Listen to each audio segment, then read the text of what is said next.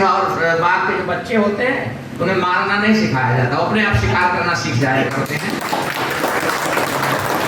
और तो आज के इस अवसर पर जैसे कि उसे आप सब लोग जान रहे हैं, जब देश आजाद होता है, देश आजाद होने के बाद देश के पुनर्निर्माण की आवश्यकता होती है, तो उस समय तमाम संस्थाएं और राष्ट्रभक्त लोग आगे आया करते हैं। और जब उन्होंने देखा कि मिशनरी अस्थायी हुई है इस देश में, तमाम शिक्षा के क्षेत्र में, सेवा के क्षेत्र में, विकास के क्षेत्र में और तमाम ऐसी जगहें कोने कोने में जहां वनवासी, गिरवासी, गिरजन उनका धर्मांतरण करने में लगी हुई हैं, उस समय आवश्यकता पड़ी कि हमें राष्ट्रभक्त युवकों का एक ऐसा संगठन तैयार करना चाहिए जो भारत के समर्पित है।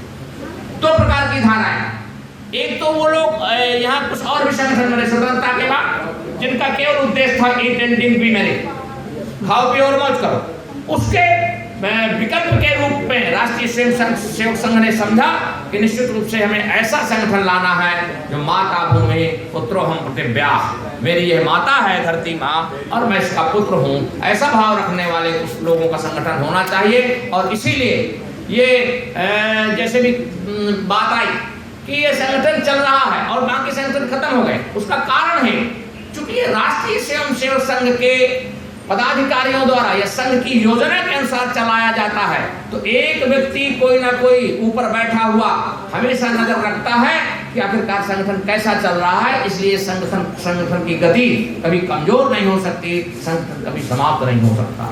और मेरी भी शुभकामनाएं हैं कि संगठन उत्तरोत्तर विकास करता रहे। आज जिन लोगों ने, जिन नौजवान साथियों ने पदभार ग्रहण करने का काम किया है, मैं उनको अपनी शुभकामनाएं देता हूँ और आशा करता हूँ कि निश्चित रूप से कि वह सब लोग जैसे आज का वातावरण, पहले तो आप सब देख रहे थे कि एक तरह से स्वतंत्रता के बाद जो लोग इस देश की सत्ता में आए, असल में होता क्या है कि सारे के सारे लोग, जो जनता होती है वो सत्ता का अनुकरण करने का काम करती है। जो लोग सत्ता में आए वो भारत की भावभूमि, भारत की विरासत और भारत की संस्कृति से बिल्कुल सर्वथा अपरिचित थे।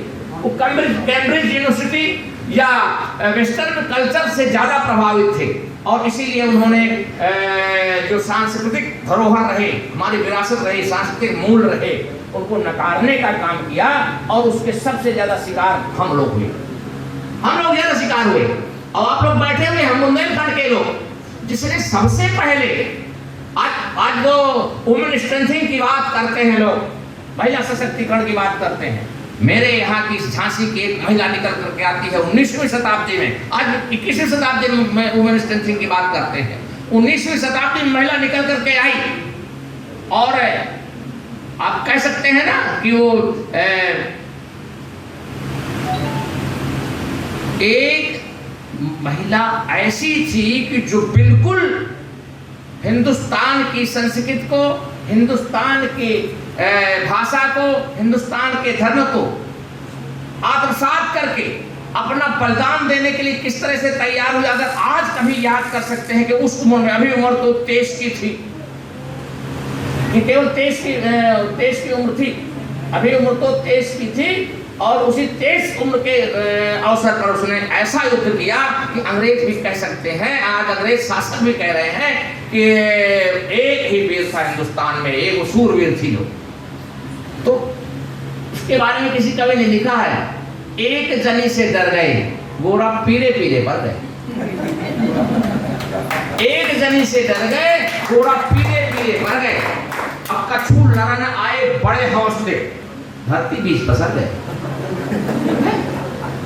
सर से पांव तक लोहू से लथपथ शरीर था रानी का, सर से पांव तक लोहू से लथपथ शरीर था रानी का, दुनिया ने जौहर देख लिया बुंदेलखंड के पानी का।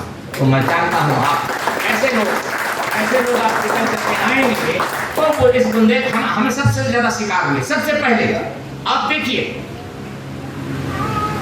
इंदिरा गांधी की मृत्यु के बाद राजीव गांधी तुरंत जो है प्रधानमंत्री बना दिए जाते हैं। बड़ा सिंपैथी पूरे देश में प्रारंभ हुई, सिंपैथी की लहर आई। और जब 1857 में हिंदुस्तान की कोई महारानी अपना बलिदान देती है, तो जब देश आजाद होता है तो सबसे पहले बुंदेलखंड की ओर देखना चाहिए था कि यहाँ की महारानी ने स्वतंत्रता आंदोलन का प्रारंभ करने का काम किया था, पटकथा लिखी थी स्वतंत्रता आंदोलन की। तो हिंदुस्तान को के हिस्से में बहुत कुछ आना चाहिए था बुंदेलखंड के हिस्से में, लेकिन क्या किया, जो सत्ता पर बैठे लोग थे वो जानते थे कि हिंदुस्तान के रणबांकुरे अगर इनको कुछ सत्ता में भागीदारी कर दी गई, बुंदेलखंड के लोग कभी भी अगर गुस्से में आ जाएंगे तो दिल्ली के तख्त का पाया उखाड़ करके बेतवा के नोट फाड़ के फेंक देंगे। इसलिए उन्होंने आपको पुरस्कार नहीं दिया, पुरस्कार मिलना चाहिए था ना। हमारी रानी झांसी ने सबसे पहले जब बलिदान दिया तो हमको पुरस्कार मिलना चाहिए था, लेकिन उन्होंने अभिशाप देने का काम किया और बुंदेलखंड को कमजोर कर दिया। उत्तर प्रदेश का बुंदेलखंड और मध्य प्रदेश का बुंदेलखंड दो टुकड़ों में बांटने का काम किया ताकि ये लोग फिर से संघर्ष न कर सकें। आजादी की लड़ाई में जिनका सबसे पहला योगदान था उनको पिछड़ने, आज हम बूंद पानी के लिए तरस रहे हैं। स्वतंत्रता के बाद ये स्थिति आ गई थी बुंदेलखंड की। अब तो खैर हर घर जल की व्यवस्था हुई, केन और बेतवा लिंक परियोजनाएं प्रारंभ हुई, ये तो हमारा सौभाग्य है। लेकिन यहाँ कहा जाता था मोरी गगरी ना फूटे चाहे बला मर जाए।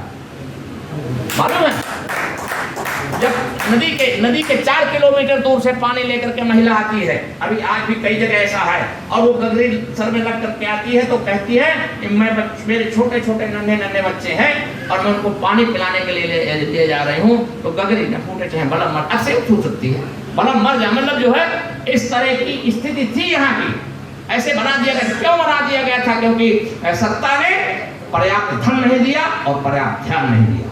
इसीलिए राष्ट्रीय सेवक संघ ने जो आप जैसे नौजवानों का संगठन प्रारंभ किया, उसने कहा कि संघ कुछ नहीं करेगा। लोगों ने कहा संघ क्या क्या करेगा? बोले कुछ नहीं करेगा। तो फिर क्या करेगा? कि वो स्वयं सेवक तैयार करेगा, और जो स्वयं सेवक तैयार होंगे तो परमतप शर्मा होंगे, निशांत शुक्ला होंगे, वरुण जैन होंगे, नितेश जी होंगे, सीपी गुप्ता होंगे, डॉक्टर बाबूलाल तिवारी होंगे, बाकी सब क्षेत्रों में लोग जाएंगे, फिर देश का